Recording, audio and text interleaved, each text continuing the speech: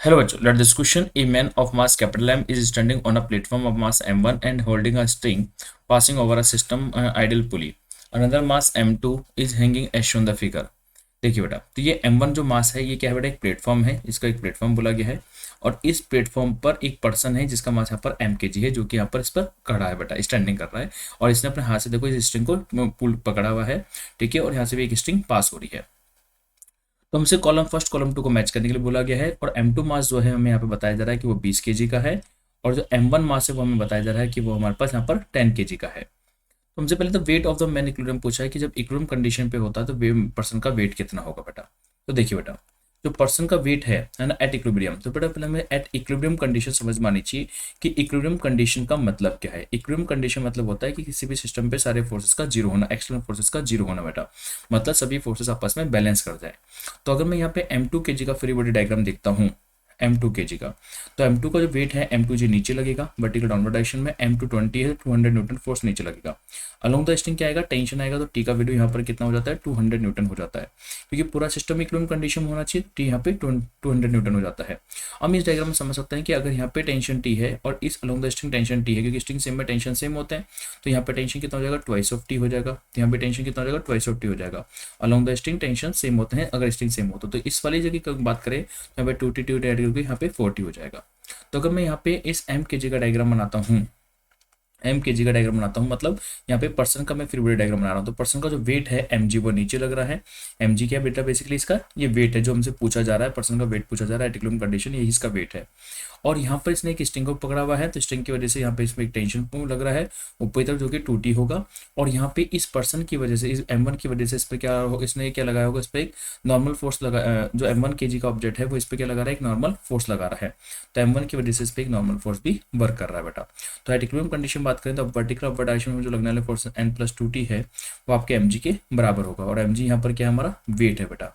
तो मतलब वेट अगर हमें कैलकुलेट करना है, अगर हमें पर्सन का वेट कैलकुलेट करना है तो मतलब हमें बेसिकली n+2t का वैल्यू पता होना चाहिए बेटा। और टी का वैल्यू तो हमें पता भी है 200 है, तो 200 को अगर 2 से मल्टीप्लाई कर दो और n से ऐड कर दो बेटा, तो मतलब फाइनली हमारे पास n आ जाएगा, 400 प्लस का n ही आपको यहाँ पर वेट होने वाला है बेटा। अब हमें यहाँ पे नॉर्मल फोर्स कैलकुलेट करना होगा कि अगर नॉर्मल फोर्स का वैल्यू होगा तो क्या होगा, वो हमें कैलकुलेट करना होगा, है ना। और ये बेटा क्या है, वेट है बेटा, ये क्या है बेटा, हमारे पास mg का मतलब यहाँ पर क्या है, पर्सन का वेट है, जो पर्सन का वेट पूछा गया इक्विलिब्रियम कंडीशन बेटा। तो हमने यहाँ पर m का भी फ्री बॉडी डायग्राम बना लिया, ठीक है, उससे हमने कैलकुलेट कर लिया। यहाँ पर M2 का फ्री बॉडी डायग्राम बना लिया, उससे हमने टेंशन कैलकुलेट कर लिया। अब हमें यहाँ पर M1 का फ्री बॉडी डायग्राम बनाना होगा कि M1 का फ्री बॉडी डायग्राम कितना है बेटा। तो अगर मैं M1 का फ्री बॉडी डायग्राम बनाता हूँ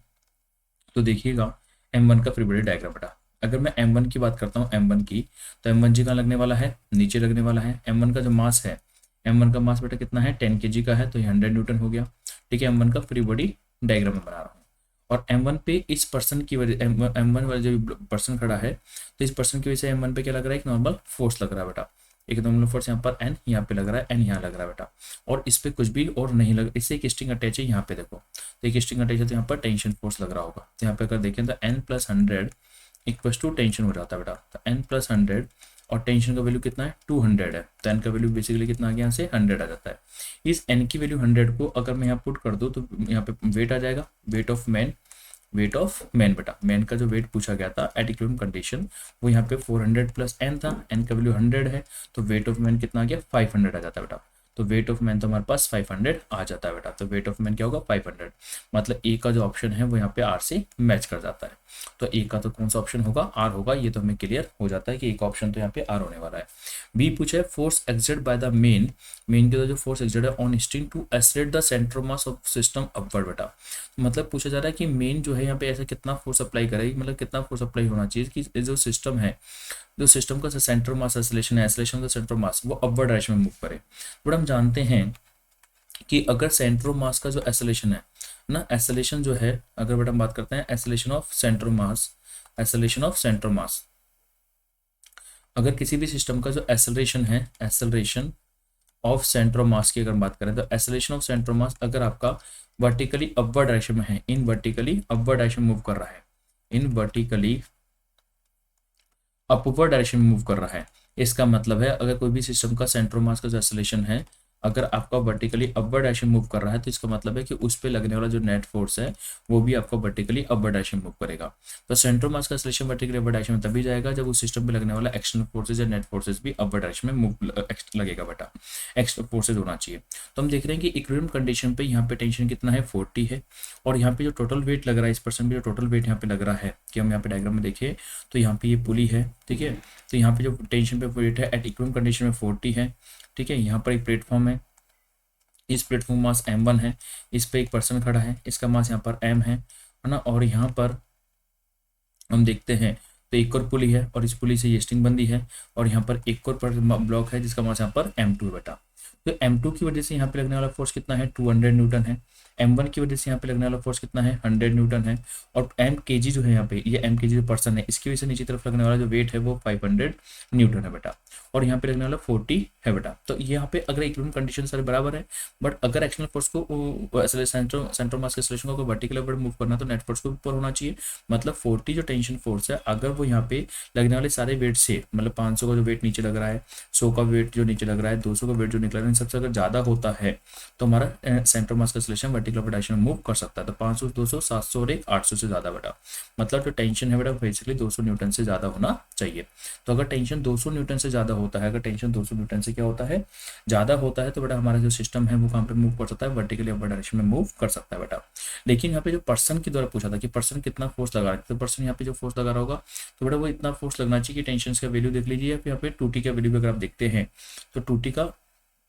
वैल्यू जो है अगर मैं यहाँ पे 2t से करता हूँ तो यहाँ पे 200 डिवाइड करूंगा तो 2t का जो वैल्यू है बेटा बेसिकली 400 से ज़्यादा होना चाहिए। तो इसके अकॉर्डिंग भी आप देख सकते हैं, मतलब यहाँ पे अगर हम देखें तो यहाँ पे जो वैल्यू है 200 से ज़्यादा, 400 से ज़्यादा जो वैल्यू है बेटा वो 500 है और 600 है बेटा। तो मतलब मैं यहाँ पे जो बी का आंसर है यहाँ पे बोल सकता हूँ कि आर भी होगा और एस भी होगा। आप 500 लगा दो, 600 लगा दो, आपका सेंटर मास का एक्सेलरेशन वर्टिकल अपवर्ड डायरेक्शन में मूव करेगा। Force exerted by the man on string to accelerate the centre mass on system downward बेटा। अभी पूछ रहा है कि सेंटर मास का जो एक्सेलरेशन है वो वर्टिकली डाउनवर्ड डायरेक्शन में कब आ सकता है बेटा। तो वो कब होगा बेटा कि जब आपका जो नेट फोर्स है वो यहाँ पे क्या हो जाए कि यहाँ पे जो 200 न्यूटन यहाँ पे जो फोर्स आया है इससे क्या हो जाए बेटा, अगर कम हो जाता है, अगर फोर्स आपका यहाँ पे अगर मैं यहाँ से देखूँ तो बेटा यहाँ पे जो देखो यहाँ पे जो टेंशन फोर्स 200 न्यूटन ज़्यादा था तो एक्सटर्नल फोर्स कहाँ लग रहा था आपको वर्टिकली अपवर्ड डायरेक्शन लग रहा था। सेंटर मास का जो एक्सेलरेशन है centre mass acceleration vertically upward direction था। बट अगर टेंशन यहाँ पे 200 न्यूटन से कम होगा तो एक्सेलरेशन ऑफ सेंटर मास का होगा वर्टिकली डाउनवर्ड डायरेक्शन में होगा, वर्टिकली डाउनवर्ड डायरेक्शन में हो जाएगा। तो आप यहाँ पे देख लीजिए बेटा, तो यहाँ पे सी पॉइंट पे हम बोल सकते हैं अगर टेंशन 200 न्यूटन से ज़्यादा है कम है तो acceleration centre mass vertically downward direction में होगा। तो जो फोर्सेज है यहाँ पे 100 न्यूटन 150 न्यूटन क्या है 200 न्यूटन से कम है बेटा। तो सी के लिए क्या हो जाएंगे पी ऑप्शन और की ऑप्शन हो जाते हैं, यहाँ पे centre mass acceleration vertically downward direction हो जाएगा। Normal reaction on platform on man equilibrium बेटा, तो नॉर्मल रिएक्शन प्लेटफॉर्म हमने पहले ही कैलकुलेट कर लिया, एन का वैल्यू हमने यहाँ पे ऑलरेडी कितना किया था बेटा 100 कैलकुलेट किया था। नॉर्मल रिएक्शन तो पूछा था, तो नॉर्मल रिएक्शन यहाँ पे कितना हो जाएगा 100, मतलब डी का यहाँ पे पी हो जाता है। तो डी का आपके पास यहाँ पे पी ऑप्शन हो गया। ओके बेटा, तो इस प्रकार से हमने इसके सारे मैच द कॉलम कर लिए हैं बेटा कि यहाँ पे कौन किससे मैच कर रहा है। तो हमने यहाँ पे सबसे पहले इंपॉर्टेंट था फ्री बॉडी डायग्राम को बनाना, तो अपने सबसे पहले फ्री बॉडी डायग्राम्स बनाए और फ्री बॉडी डायग्राम्स बना करके हमने देखा कि अगर सेंटर मास का एक्सेलरेशन ऊपर जाना मतलब नेट फोर्स का ऊपर होना, सेंटर मास का एक्सेलरेशन नीचे आना मतलब नेट फोर्स का नीचे होना बेटा। ओके बेटा, थैंक यू।